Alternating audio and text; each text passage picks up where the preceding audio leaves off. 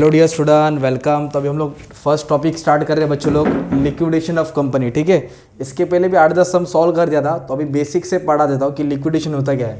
तो स्टैंड थोड़ा टेढ़ा, इसके लिए मोबाइल टेढ़ा दिख रहा है, पर काम ओजी वाला होगा। ठीक है, तो लिक्विडेशन ऑफ कंपनी का मतलब क्या होता है, कंपनी अच्छी खासी चल रही थी, फिर कंपनी ने मतलब अच्छा खासा प्रॉफिट था, फिर कंपनी पे किसी ने काला जादू कर दिया, पनौती लग गई, कंपनी खत्म हो गई। अभी अब कंपनी का ये नौबत आ गई कि बिजनेस को बंद करना है। बिजनेस को क्या करना है? बंद।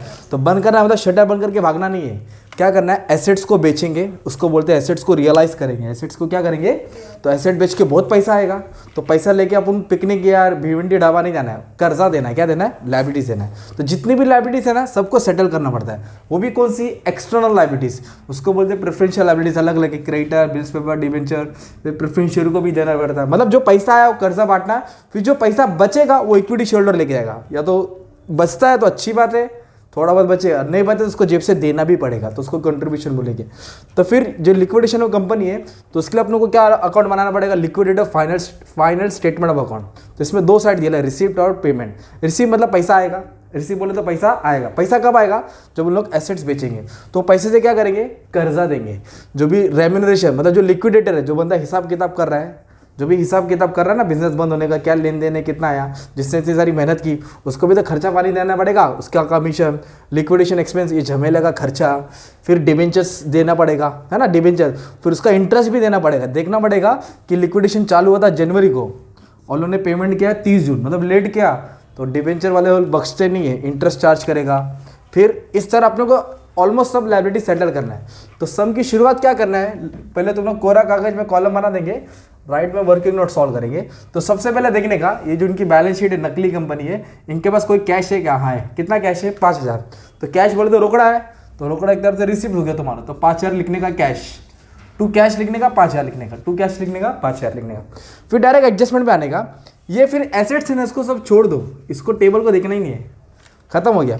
इधर देखो क्या बोला है, लिक्विडेटर रियलाइज, जो हिसाब किताब करने वाला बंदा है, मतलब भिड़े, उसने रियलाइज किया, एसेट्स को बेचा।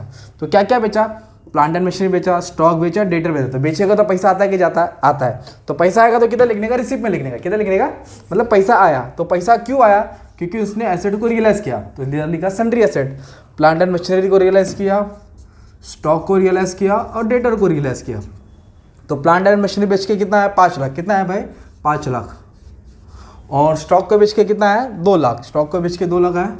और डेटर्स को मतलब कस्टमर से वसूल करके 2.5 लाख है। तो टोटल 9.5 लाख रुपया आया।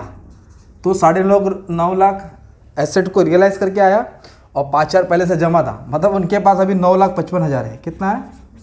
तो 9,55,000 इतना पैसा है, गोनी में भर कर रखा। अब उसको क्या करना है? कर्जा देना है, खर्चा देना है। तो इतना लिखने के बाद फिर एक्सपेंस पकड़ना है, ढूंढना है। ये एडजस्टमेंट सीक्वेंस नहीं है, बीच बीच में से जाना पड़ेगा आपको। तो इधर देखो ये डील है, expense of liquidation amount 9750। Expense का मतलब खर्चा होता है, तो खर्चों को देना पड़ता है, इसलिए पेमेंट में डाल देने का। तो इधर लिखेंगे लिक्विडेशन एक्सपेंस। क्या लिखेंगे? कितना देना है अमाउंट लिक्विडेशन एक्सपेंस का? 9750। इधर लिख दिया 9750। कितना लिख दिया? 9750। सिंपल। फिर लिक्विडेटर को क्या देना है? रेम्यूनरेशन देना है, मतलब कमीशन, उसकी पगार। अब आप लोग 1 महीना काम करेंगे तो बॉस तुमको थैंक यू नहीं बोलेगा, पगार देगा, उसको इंग्लिश में बोलते हैं रेम्यूनरेशन। तो लिक्विडेटर भी अपना काम का हिस्सा ले रहा है। तो लिक्विडेटर रेम्यूनरेशन वॉज एग्रीड, राजी हो गए 2%। किस पे? Amount on realisation. ये पॉइंट इंपॉर्टेंट है। 2% तो मिलेगा किस पे? जितना एसेट उसने बेचा है। तो एसेट इतना बेचा ना भाई, ये तीनों दिख रहा है, इसको नहीं लेने का, जो इधर दिया ना एसेट, तो ये तीनों को ऐड किया तो कितना है? 9.5 लाख। कितना है? 9.5 लाख पे जो एसेट रियलाइज हुआ उस पर 2%। उस पर कितना टका? 2%। तो 9.5 लाख पे 2% मारेगा ना अपन, तो 19,000 आ रहा है। कितना आ रहा है? 19। तो लिक्विडेटर को 19,000 कमीशन दिया, 2%। सिंपल। तो ये पार्ट इंपॉर्टेंट रहेगा। कभी कभी ये बेसिक समय ना, इसके लिए आसान है। हार्ड वाले समय बहुत घुमा फिरा के दिया रहेगा, 3% क्रेडिटर्स बेस पे, तो वो भी सब अपलोड कर दिया, टेंशन मत लो। तो एक्सपेंस दिया, लिक्विडेटर कमीशन दिया। अभी इधर बोला प्रेफरेंस डिविडेंड, मतलब जो प्रेफरेंस शेयर से है ना, उसके ऊपर डिविडेंड देना बाकी है 1 साल का, कभी कभी 2 साल बोला रहेगा, कभी कभी 3। ठीक है।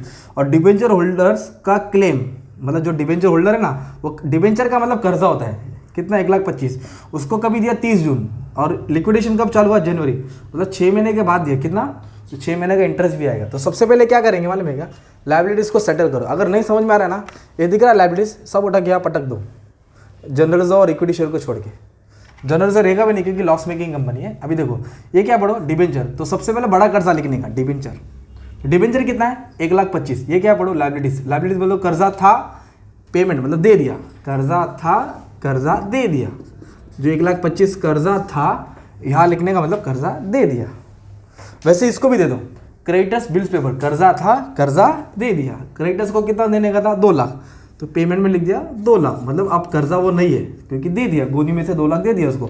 बिल्स पेपर को देने का था 62,500, तो लाइबिलिटीज था, लाइबिलिटीज को पेड कर दिया। इधर आ जाएगा कितना आ जाएगा भाई, बिल्स पेपर 62,500, ठीक है। तो अभी डिबेंचर के नीचे एक लाइन छोड़ने का, फिर उस पर इंटरेस्ट निकालना पड़ेगा। अगर ये डेट और ये डेट सेम रहेगा तो इंटरेस्ट नहीं आएगा।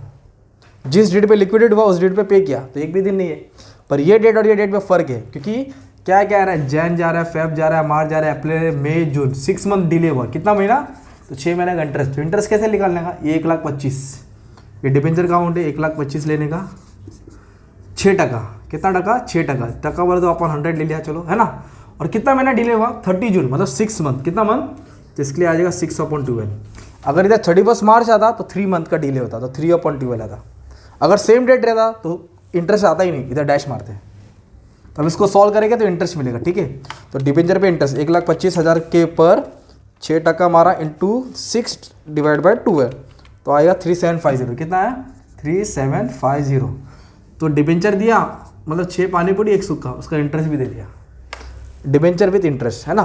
तो ये भी लाइबिलिटीज दिया, ये भी लाइबिलिटीज दिया, ये भी लाइबिलिटीज दिया, ओके। फिर लिक्विडेटर का एक्सपेंस दे दिया, रेमोरेशन दे दिया, कंपनी बंद हो रही है ना भाई, सत्यानाश हो रही है।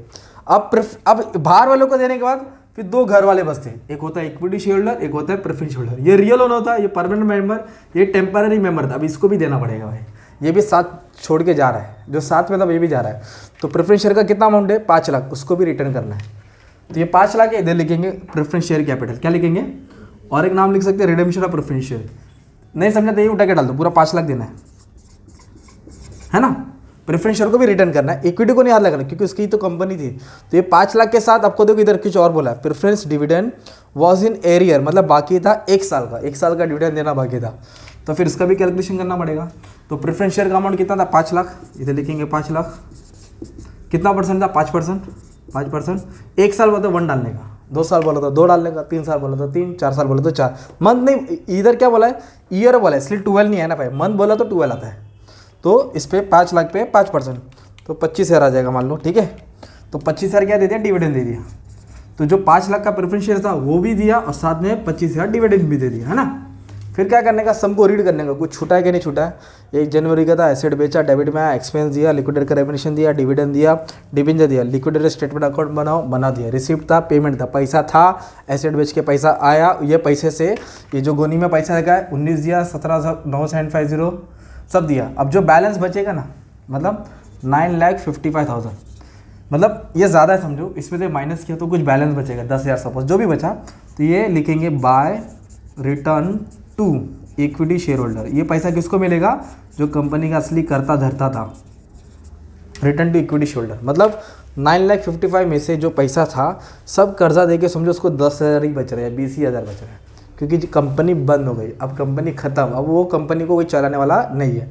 अगर ये ज़्यादा हुआ तो इक्विटी शेयर होल्डर को जेब से पैसा देना पड़ेगा, ओके। फिर इधर सरप्लस फ्रॉम सिक्योरिटीज लिखा है क्योंकि इधर कुछ एसेट पे गिरवी रखा नहीं बोला है, इसलिए मैंने इसको डिस्क्लोज नहीं किया, नेक्स्ट समय बता दूंगा। फिर जो पैसा आता ना रिटर्न शेयर होल्डर, तो 2 टाइप्स के शेयर दिए रहेंगे, एक फुल्ली पेडअप और एक पार्टली पेडअप। तो उसके आगे ना फिर और आधा पेज का कैलकुलेशन होता है, ओके। तो अभी इधर बोला नहीं इसलिए वो भी नहीं करा है, ये बेसिक सम हो गया पोस्टिंग के लिए, राइट। वैसा सम आएगा उसका भी वीडियो बना दूंगा, टेंशन नहीं लेना। फुल्ली पेडअप एक शेयर पे कितना देना है कितना नहीं देना है, फुल्ली पार्टली इसको बाद में देखेंगे, राइट। तो बेसिकली छोटा मोटा सम इतना आता है, लेंथ फुल लेंथ वाला सम भी आएगा, खतरनाक आएगा, बड़ा आएगा, उसको भी बाद में डिस्कस करेंगे, जो इस पे एडजस्टमेंट रहेगा खतरनाक वाला, ओके। और फिर एक आधा पेज का कैलकुलेशन लेगा, इस हिसाब से 20 मार्क का सम आता है। तो लिक्विडेशन मतलब अच्छी खासी कंपनी थी, कंपनी को लिक्विडेट कर दिया, पूरे एसेट्स को बेच के जो भी पैसा है कर्जदार को दे रहे, बच्चा तो रख लेके वरना भाग जाएंगे, दैट्स इट। तो एक क्वेश्चन का एक सम तुम्हारे लिए सॉल्व कर दिया, वो भी 10 मिनट में, ओके। तो thank you very much and all the best for exam.